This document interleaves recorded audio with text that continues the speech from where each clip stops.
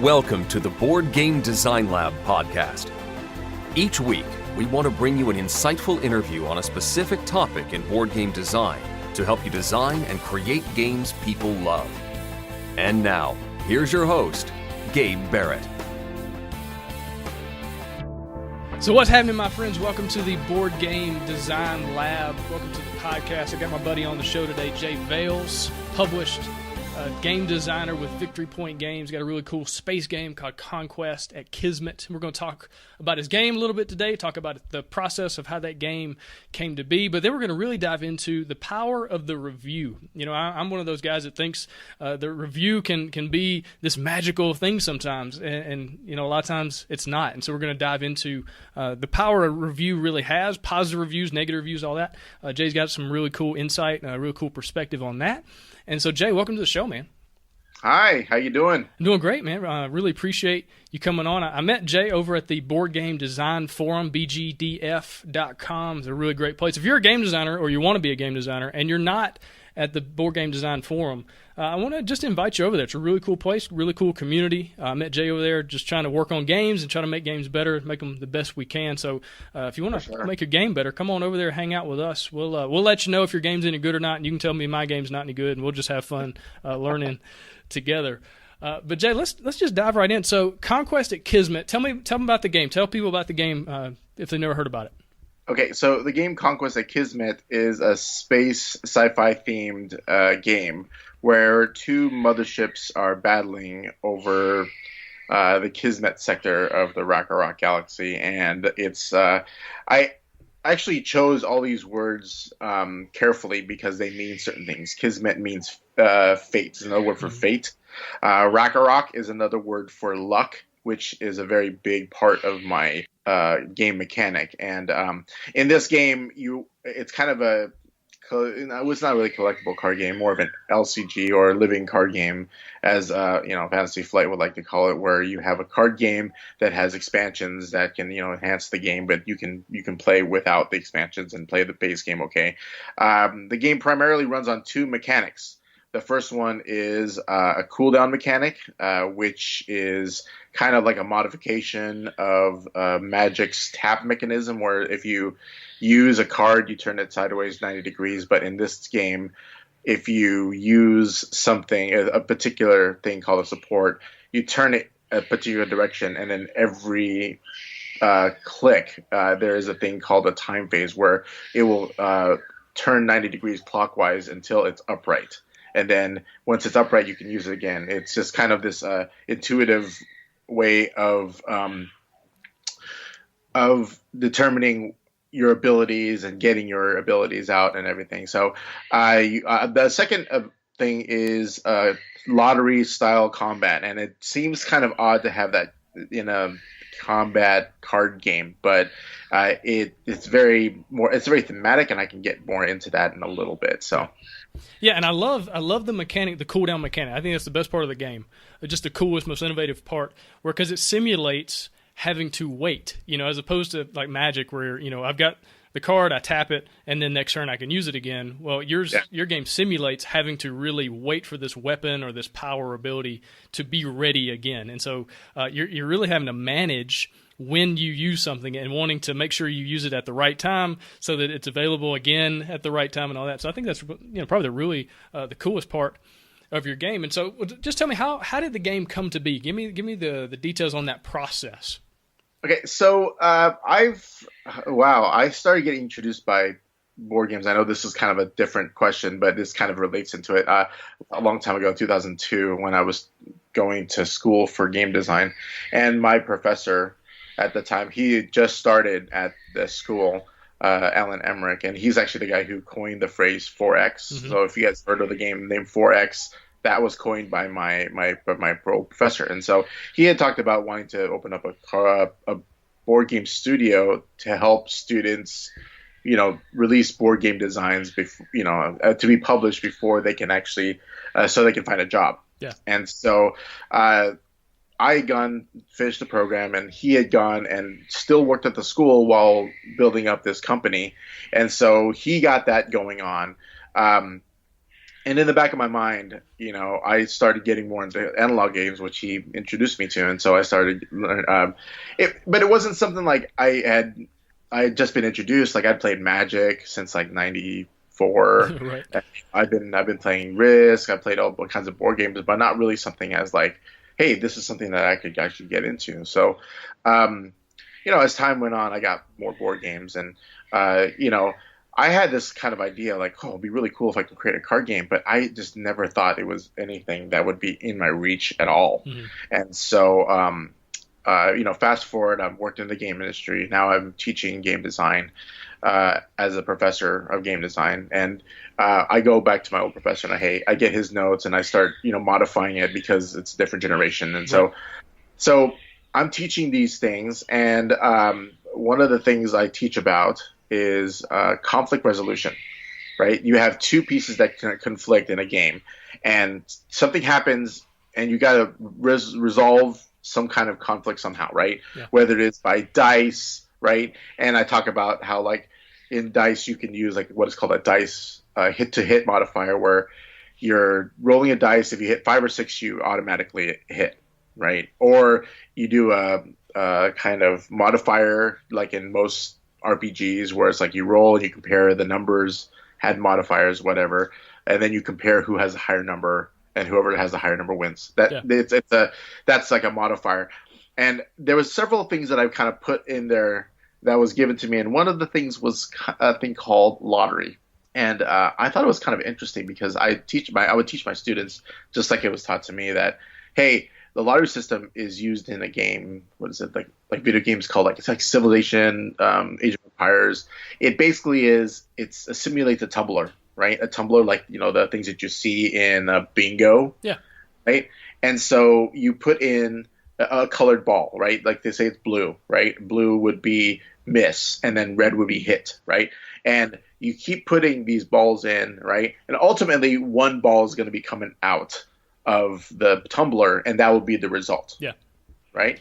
And so the beauty of having a tumbler is that you can put different effects into this tumbler. Like you can put a green one that means that you poison them. Mm-hmm. You could put a pink one that says it's double attack. Mm-hmm. Right. And you can put all these different things, and that makes the tumbler more rich. Yeah. Right. It makes it so that you don't know what's going to come out. Right. So you pull it out, and the chance of you pulling a particular effect is the same as if you would pull. And now it's like an odds game. Right. Right. So I kept teaching that to my students, and I was very fascinated by it. I said, that'd be really cool if you can incorporate that do a card game or something like that. And I keep telling my students that. And for a long time, for years, I was like waiting for someone to actually put that into a game design, because I thought that was just brilliant. It's just a brilliant idea to do that, because combat would be like so exciting. So I thought, well, if no one's going to do it, I'm going to do it. It might as well be me. Right? Yeah. So I put this in the back of my head that somehow I'm going to incorporate this kind of combat into a card game that may or may not happen, right? And so one year, it was like a couple years ago, it was 2014, end of 2014. And this is sad. So one of my friends died. Oh. And he died of alcohol poisoning. And like the next month, my godfather died. So it was really rough. And during that time, I watched the movie Ender's Game. Yeah. You know that movie, Ender's Game? Yeah, Harrison Ford. Yeah. Yes, that one. So at the very end of the movie, the main child character, Ender, right, is contemplating on attacking the alien planet, right? And so he has this super blaster cannon that literally creates this hole in the alien fleet, which has kind of come up from the planet to defend the planet. Mm-hmm. And so he uses it, creates this big hole, and then he asks one of his people, hey, how long do I have before I have this gun again? And she goes, 6 minutes. Mm-hmm. And that next 6 minutes where he's trying to get the fleet to go through the hole at the same time trying to buy time for this thing to recharge was like had a lot of tension in it, right? There was a lot of like, is he going to do it? If not, can you pull it off? And I thought, man, that's kind of brilliant, actually. Yeah. I was like, it'd be really cool if you can kind of wait and see. And I thought, wow, if I can incorporate that into a card game, that would be like really cool. And so, on another front, I was playing another game called Netrunner. Yeah. And Netrunner, the reincarnation of Netrunner by Fantasy Flight Games, has this little card where you have so many clicks, right, per turn, right? That essentially you have a runner and a corporation. The runner is a hacker. The corporation is like the corporation. They're building up servers. The hacker's trying to get in. But each turn, depending on whose turn it is, the corporation has 4 things during their turn. The first one is they draw a card, and then they have 3 clicks to do whatever they want, which is listed, in there. So they basically have 4 things they could do during a turn. Right. The runner has 4 clicks. So if they want 4 cards, they can get 4 cards they want to, whatever. It's the fact is they have 4 actions during their turn. Right. And I had thought of creating a method, because they give you this little card, and they have these chits, and it's like confusing. I don't know, like when I do a click, do I put the chit on the card, or do I move it from 1 to 2? Or like, it's like it doesn't really tell you how to use it. It just is like this card, and it says 1, 2, 3 or 1, 2, 3, 4. I'm like, what does that mean? So practically, it just didn't make sense. So I thought, well, if you can put it on a card, and if you turn it, right, every 4th turn, you'll end up in the right position. So I'm like, why don't I just do that? And so I just created my own card that just indicated, and that way when it turned, I knew exactly what click I was in based on my turn, right? And so all this kind of comes up to a head, and I start thinking maybe I can just make a card game, because I was trying to mourn for my my relatives or whatever, and my friend. But at the same time, I was kind of being real creative. And so I started putting all these things together with the help of my students. I was kind of asking them. And I thought to myself, if I'm going to create a card game, I have to start from the very beginning. Like I have to start with a theme, like does this cooldown thing work for any other genre? And so I started exploring things like Western, or like fantasy, or like sports. I started just looking into all these things. I had sci-fi in mind, but like I just wanted to be sure that I covered all the bases. Yeah. So I was looking at different genres, and I was looking at this whole combat mechanic system. I was like, does that work with steampunk? Maybe, I don't know. And so I was exploring that, and I thought, oh, here's what it can do. I have a ship, and then the ship could have these supports that are attached to them, and you have limited attachments to the ship, and that way it forces the player to choose what they need to have, right?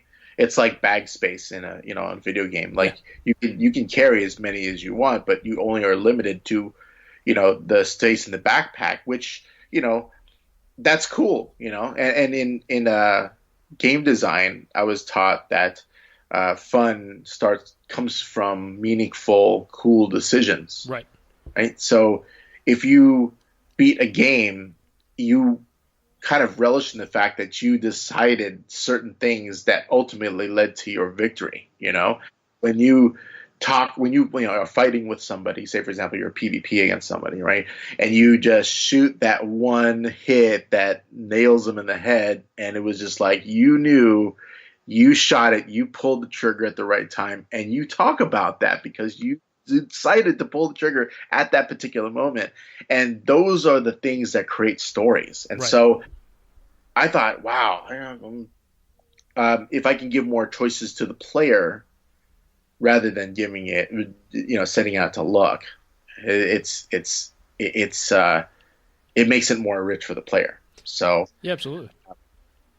So I played Magic. I've been playing Magic for a long time, and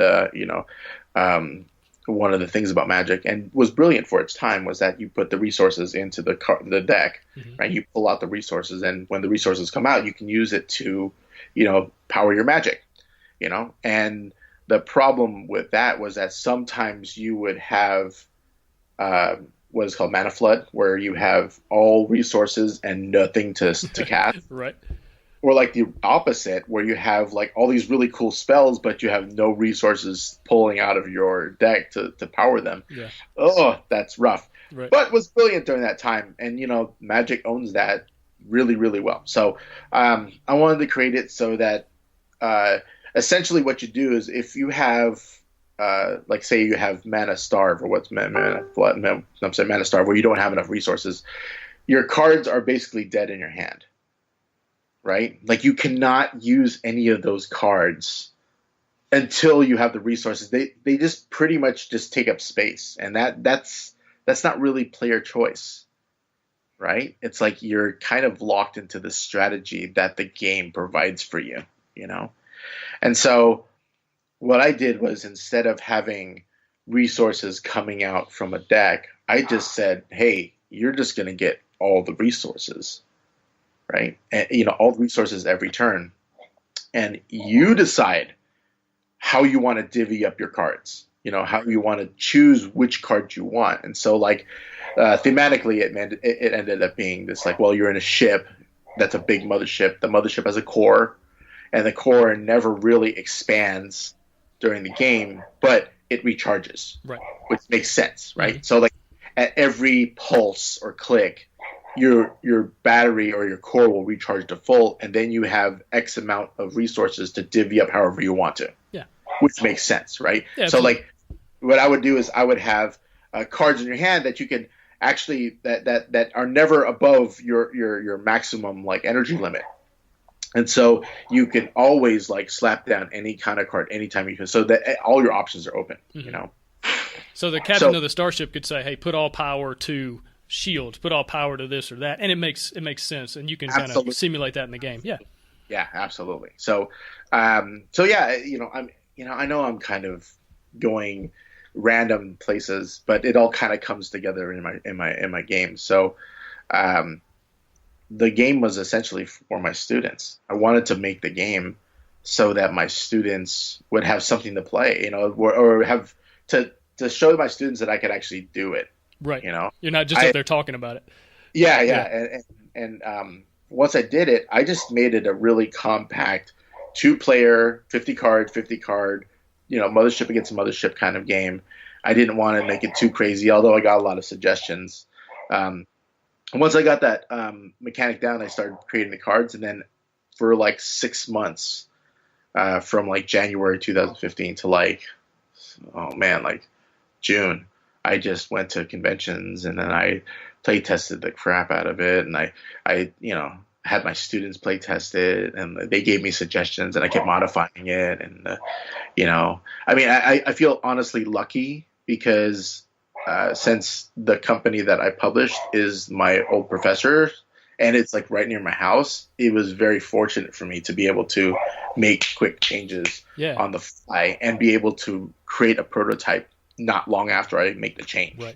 But let's talk about that. So your old professor started Victory Point Games. Yeah. And walk me through, tell me about how, he decided to publish your game. I mean, you already had the relationship, but you got your foot in the door, of course. But like, what happened next? Because he's not just going to publish any old game. I mean, you had to have a quality game that he thought was going to sell. So how did that happen? Like, how did that work? Yeah. Well, that's okay. So I had previously worked for him. I worked a year, at the company, just building games and stuff. So I always told myself that I would. And what I didn't really say is that I've actually submitted before other games. One game, there was one game I can't really remember the second game I turned in was supposed to be a deck builder game that focused on dueling magic. But it wasn't dueling magic as in fantasy magic. It was dueling magic as in like sleight of hand, like pulling rabbits out of your hat and stuff. Yeah. And so it would be like Ascension-ish, and basically everything from the main pile were objects, and then you would actually build a magic trick, and then you would create a show based on the objects you got, and then you built magic tricks off of that. It's funny. So I sent that idea to my buddy who was the main game designer. He takes in all the submissions, and he took in my idea and all the cards, and I showed him how to play it. And then after a week, he came up to me and said, "The mechanics are good, but the game isn't fun." Oh man, that's it hurts. It hurts. Talk about stab to the heart, yeah, right? Right.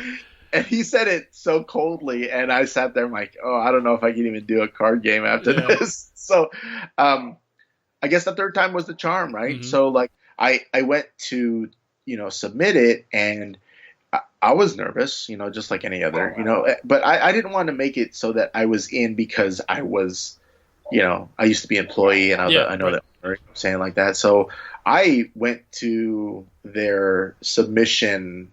Every week they have this submission kind of session where you can come and bring your game, and and I just wanted to start from the ground up. I didn't want to start like as the top. I wanted to actually see if this game was actually legit.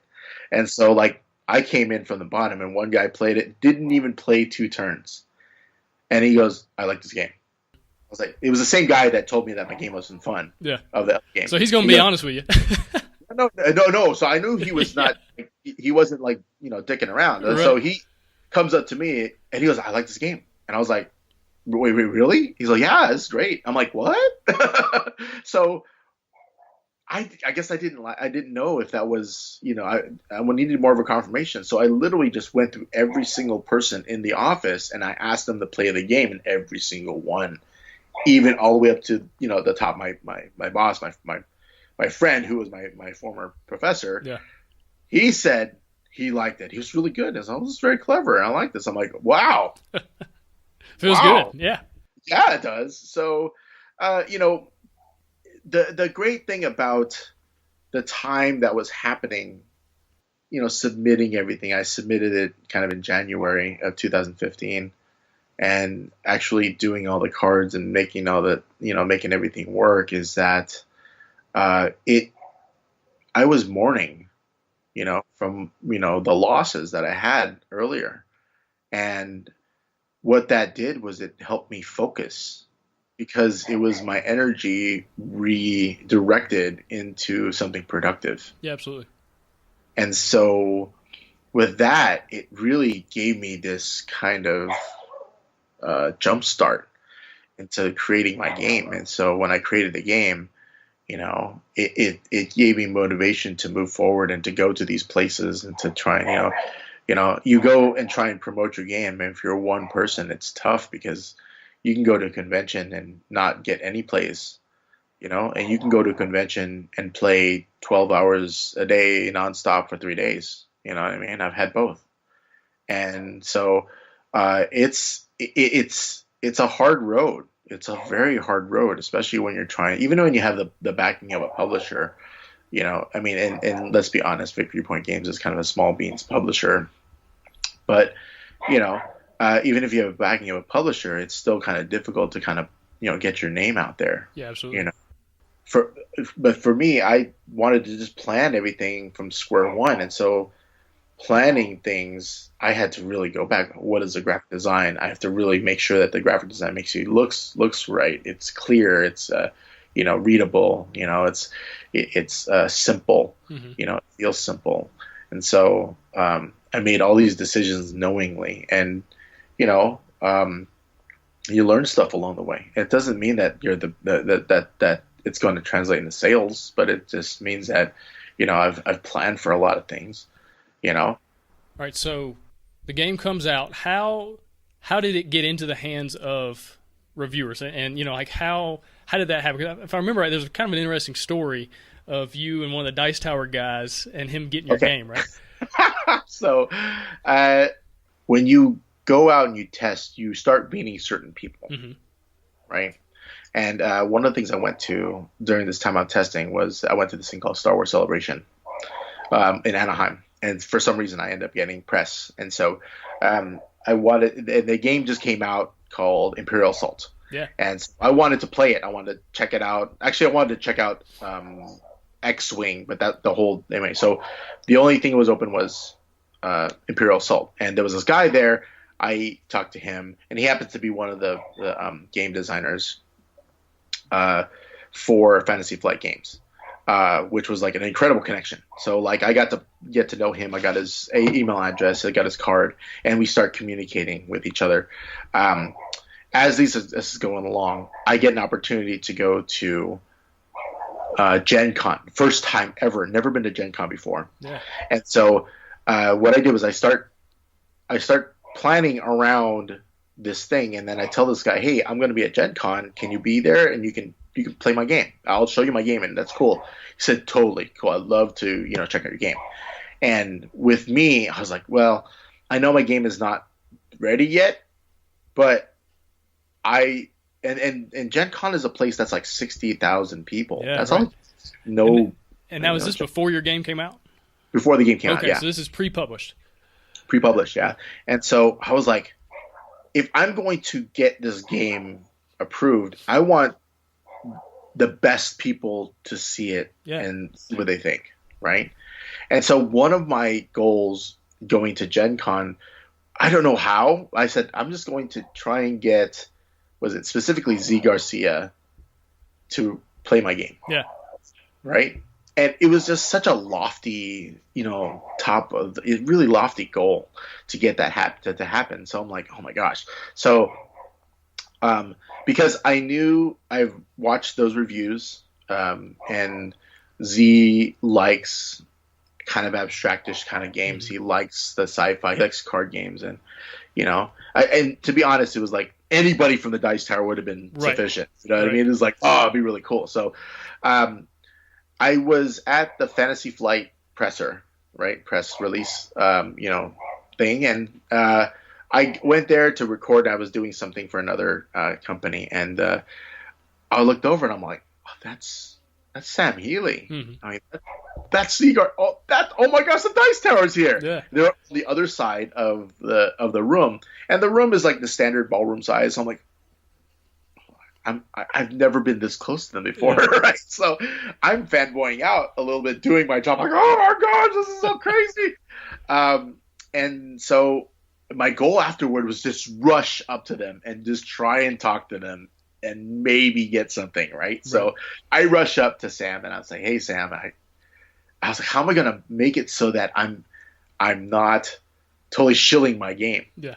And I said, oh, I heard you like card games. Yeah, I heard you like sci-fi. Well, I'm telling you, I got an advanced copy of one of Victory Point Games' newest games about to come out called Conquest of Kismet. He's like, oh, okay, I think I can do that. And I'm like, really? And so he's all, we kind of, chit-chat a little bit. And so I kind of gave him that hook, like, hey, it's Victory Point Games. And I know you like Victory Point Games. Yeah. Heard of them, they're cool. And I'm like, yeah, it'd be really cool if you can check this out. And it just happens to be behind my game. Right. It's just as it happens. Who would have thought, So he gave me his number, and I was like, oh, cool. He's like, yeah, we can just talk to me tomorrow. And I got my number, and then he says, well, we'll just talk. And I thought that would be it. I was like, nah, it's like, because that guy's busy, right? Mm-hmm. I mean, like, I was busy and I was pressed. Just imagine how busy he was, because he's like, the echelon, of game reviewing. Right. So, I'm doing my thing, and I really just kind of ignored it. And then I got this call. Hey, this is Sam Healy. I was wondering if you were still on for playing your game. I was like, well, wait, what? I was like, are you kidding me? And he's like, yeah. But I was wondering if you wanted to join, play a game with me and some, another guy. And I'm like, yes, I would love to. So this is Sam or Z? This is Sam. Sam, okay. Yeah, and so I was like, he invited me to play a game with him? That's freaking amazing, So I was like, oh. And so I planned it out. I go to him. We play this game, which was actually someone else trying to, review, try and like show his game off to him. Some power plant game. It was interesting, but we played this game, and it was like an hour and a half, and I'm sitting next to Sam, and I'm just like trying to hey, Sam, and just, but not being like too overly like fanboyish, right? And then he gets to play my game, and I'm like, oh my gosh, this is amazing. And he plays my game, and he's like, he loves the game, except the fact that he didn't like the art, and he's very much in art, which I understand. Yeah. And so I said, well, this art's kind of finalized. I think this is what's going to be. Okay, well, that I think, to me personally, I think that would be good. But the game is good. I'm like, oh, great. Sweet. That's just awesome. Like, yeah. So I talked to him. Fast forward, several months later, my game is released, right? Board Game Geek Con, right? Our company has a booth at Board Game Geek Con in Dallas, Texas. I've never been to Board Game Geek Con, and a Board Game Geek Con is a small convention where it's kind of equalized, right? Gen Con, you can go, and if you're a big company, you can have a big space as much as your budget affords you, right? So like Fantasy Flight has a really huge space, whereas an independent publisher will have a teeny tiny like booth, right? At Board Game Geek Con, everybody's equalized. There's no company that can have any more than 2 booths in the convention, which equalizes everybody. So I'm coming in, and with Victory Point Games, we have 2 booths, but our booths, instead of being next to each other like most of them are, we're across from each other. So we basically like are this gate, like you can't pass by without passing by one side. It's like, it was brilliant. It still is. It did this year. So they gave me this small little, like, round table, standing round table, and it was this really small spot, on the side, and because Board Game Geek Con is small, I saw Sam again. I said, hey, Sam, what's going on? And then I met Zee. And I said, hey, Zee, it'd be really cool if you can check out my game. I'd love for you to check out my game. I actually invited Tom, too, but Tom was busy, right?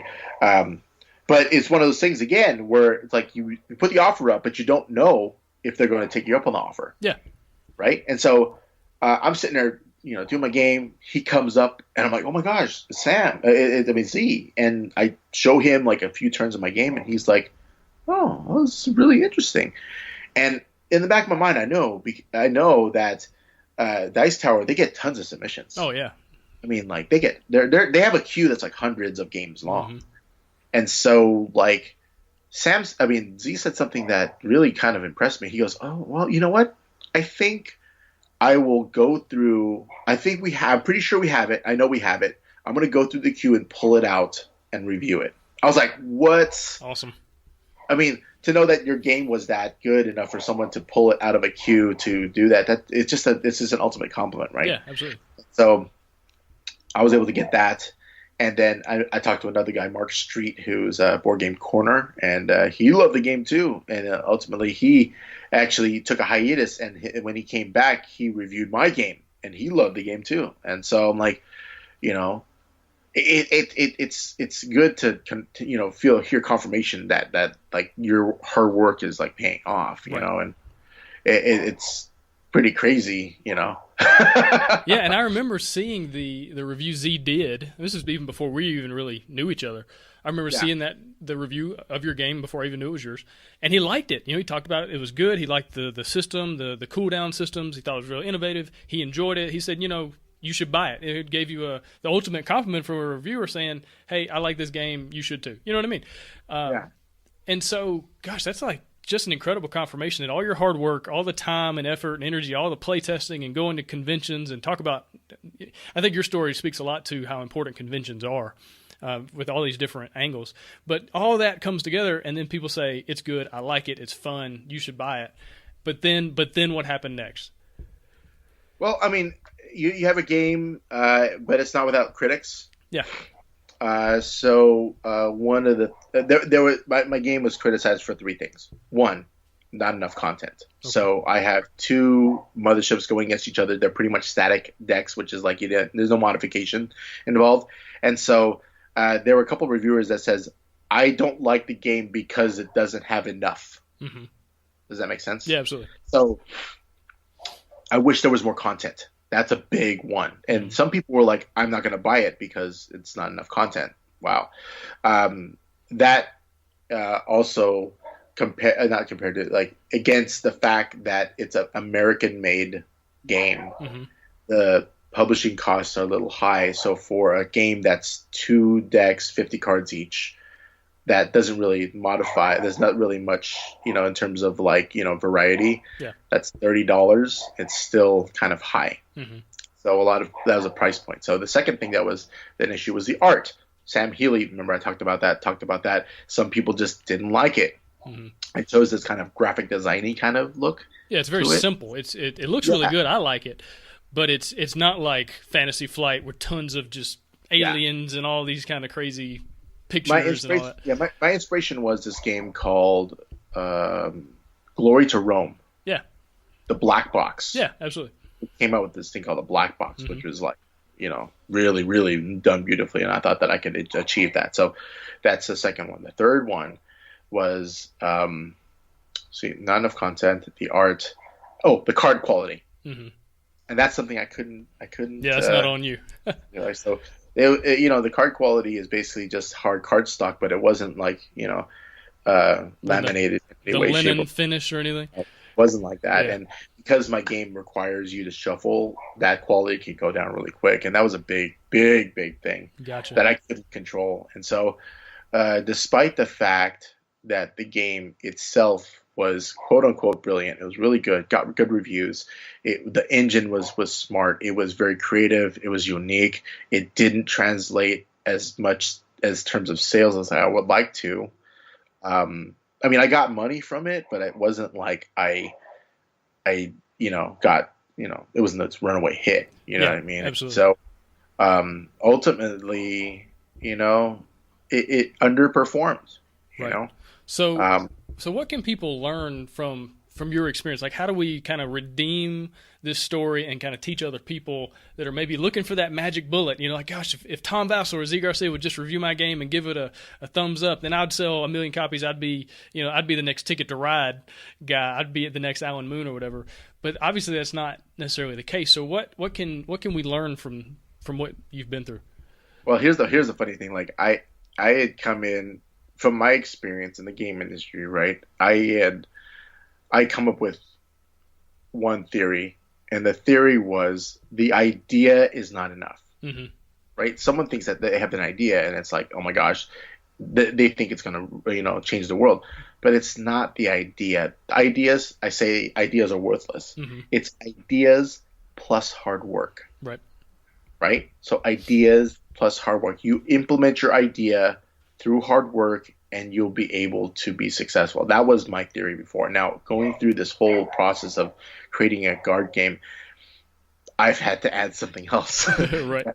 Which I had learned, which I knew, but I had to learn in a hard way. So it's idea plus hard work plus marketing. Yeah. Right? And it's like, I was only one man, and I could only take the game so far. Right? And so that was really tough for me, because like I couldn't get the wide berth that, like, some other places got. Like, there's a company called Bushiroad that makes like a card game called Buddy Fight and Card Fight Vanguard, but they have like teams of people that go out and they introduce the game to more people and at the different conventions, and they go out to different conventions. Like, oh my gosh, that the kind of reach you have is far greater than one person can do, and it's a team effort. It's not just like one person. Yeah, I could be a designer, but it's not me. It's like the person that's like, secretary at Victory Point Games, or the person that's like, that tested it like a few times. Like, it's those people too, and the people that you have that reach, that evangelize your game, more or less. And it's a lot more than people think. I mean, people, people think that board games is an easy barrier. It's a low barrier to get in. Yeah, it's a low barrier to get in, but it's an industry just like everything else. There's a lot of things you have to be aware of. It's not only just your idea. Your idea has to be good. You have to market it. You have to be able to put a lot of hard work into it. You have to be smart about it. You can't just so there's a lot of games I see that just burn gears. It's like, okay, it's cool, but it really looks like this game, and I would rather play that game. Right. You know what I mean? And so, and it's there's a lot of that involved, and it's like it's kind of this maze of like this corn maze of stuff you got to weave through and find the right path, and you can't just barrel right in thinking that you're going to find the exit. You know what I mean? And so, you know, it's mind blowing how much stuff you have to learn. I mean, it's really engineering if you look at it. It's not just an idea. Implement the idea. You have to practically create something. You have to test the practical idea. You have to continue to test the practical idea. In the same way, engineering works too, right? You create a new robot or something like that. You have to find the idea. You have to get the material. You have to program it. You have to put it together, and then you have to test the robot, and then you have to keep testing the robot because there's so many things that could go wrong before it goes out. And that's engineering. That's just like video game design. Absolutely. And that's, you know. And then even if you create the greatest robot in the world, if nobody knows about it, it doesn't matter. And that's something Jamie Stegmaier talks about a lot with building a community and having ambassadors and having people on your team that can kind of help you be the feet on the ground, and mobilizing people to get your game out there and get your game played. And that's actually just kind of where we are in all creative realms right now. I was talking to some agents, some book literary agents with book deals and all that stuff a few months ago. I've written a book, and I was just talking to agents, and they didn't ask me a single thing about my idea, nothing about the book, nothing about the story, nothing of that. All they cared about was how many likes on Facebook I have, how many Twitter followers do you have, you know. And since I don't have some huge following, they're like, sorry, good luck to you. I mean, it's not even about the idea. It's not even about the hard work you put in, as much as it is about the community in their eyes. And game design, board games are kind of getting in the same way. It's so crowded and so noisy now, with this renaissance of gaming. And so you really have to be building that community at all times. As you're building your game, you got to be building your community. Otherwise, you're going to launch it, and it's just not going to do as well as you hope. Even if you get good reviews, even if the idea is great, and even if everything's wonderful, the odds are stacked against you. Yeah. What you do is you just step back. You have a good idea. You dust the dirt off, and then you try again, which is something I can't really talk about. So you're still working. You didn't just call it a day, and that's so good. A lot of people, they run into these roadblocks and they give it up. They just kind of walk away because it's hard. So that is our show. Jay, really appreciate you being here. Appreciate your insight on, the review not being the magic bullet, that you still got to get out there. You got to build that community, build the email list, build the Facebook group, whatever it is. Because if nobody knows about your game, it could be the greatest game in the world, have great reviews and all that, but it's still not going to do as well as you hope. So I really appreciate you being here. Thank you. Thank you very much for having me. It's an honor to have you, interview me. And, it's, me talking about this actually it helps me a lot too. It helps me, kind of reflect back and see what, not only, it helps remind me that my game was actually not as bad as I thought it was, but it actually just helps me realize that I need to keep going, Yeah, absolutely. Just keep fighting, man. Fighting that good fight. But anyway, we're going to go into a bonus round. We're going to talk to Jay about Take That games, what makes a good Take That game. His game's a really cool modified Take That game. It's not one of those simple, I play this card, you play that card, and see what happens, like a lot of Take That games. There's a lot of depth, a lot of thoughts and decisions you have to make for the game to be successful. So we're going to talk about that with him in the bonus round. If you want to check out the bonus round, go over to BoardGameDesignLab.com. You can get all the bonus material, all the show notes from every episode on the podcast, and a lot of really cool stuff over there. We also give away free games from time to time, so you want to check that out and get some really cool other stuff on the site. So check that out as well. Anyway, appreciate you tuning in to the podcast, and have a good one. Thanks for listening. Find all sorts of game design resources, bonus material, and chances to win free games at BoardGameDesignLab.com. And until next time, keep designing, keep playtesting, and keep creating great games. Did I mention keep playtesting?